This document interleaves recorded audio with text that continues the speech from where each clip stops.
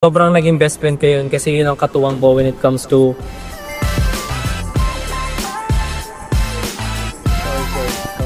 nung bata ko nalala ko, meron kaming sari-sari store sa baba ng bahay namin mismo.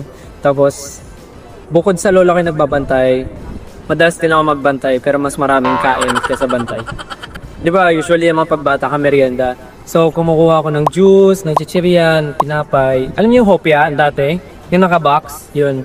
Kumukuha ko dun. Hopia ube. Yan, number 1. Di ba uso dati sa, sa mga sari-sari store, yung nagpaparefill ng oil? So, yung imbudo, sobrang naging best friend ko yun kasi yun ang katuwang ko when it comes to refill ng oil sa sari-sari store namin. Tsaka uling.